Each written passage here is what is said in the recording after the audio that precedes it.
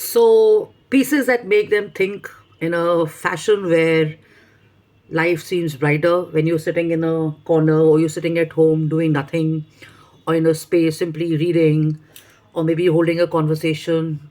It's always a good idea, which is to have smaller accessories and small elements around which actually shift the entire focus from the bigger um, elements and furniture solutions offered to smaller ones and stuff. So, if I have a room, let's say it's a bedroom, you've got a beautiful bed, you've got a beautiful art piece, you've got a beautiful color palette, you've got a beautiful, let's say, a lounger seater or a sofa, you've got a beautiful carpeting done, you've got a beautiful rack, you've got beautiful lighting, but you got no, flowers, you got no picture frames, you got no candle holders, you got no smaller accessories like bookends to place books and stuff, or you don't have any vases and stuff.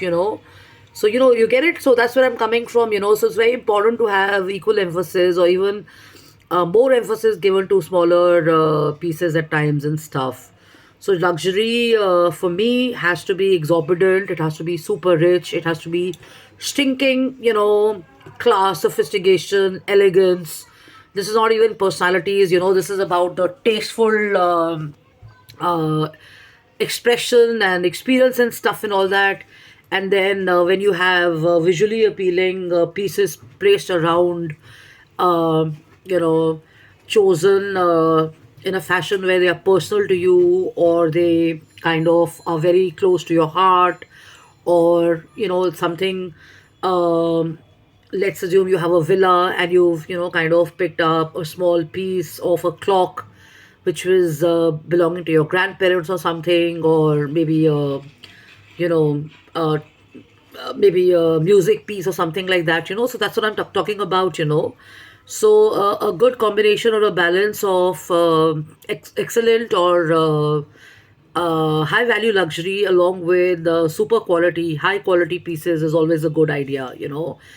And luxury is stinking rich. Luxury is an experience. Luxury is something which blows your mind apart. And of course, there is premium, there's affordable. But when you look at you know the greatness of small things, which is also a chapter taught in design and architecture, that great thinking, sorry, not great thinking, but great things can be done with paying focus on smaller subjects and stuff like that. So applying this to designing and architecture and product development and creating beautiful spaces is what this share is all about and stuff. Okay, so love and luck. Take care.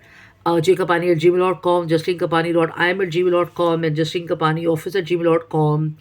And it can also be something which is so close to you, like a cup, your favorite cup which you've picked up maybe while you're traveling to New York or to London, or you've gone to a place. So stuff like that. So there's always a good idea to kind of consider the importance of smaller aspects. Also, maybe furniture, which is not a very big console, but a small sideboard or a small rack or something. And then you have some beautiful pieces like I've already explained and stuff, like some lanterns or some photo frames or some pictures, some vases, some bookends or something like that, or there's so many pieces that come, to my mind: trays, wine bottles, and so much to think about. So always a good idea on this note. I part, and I shall catch you in my next video. Yeah, Hakuna Matata. Take care, love and luck, and have fun and enjoy.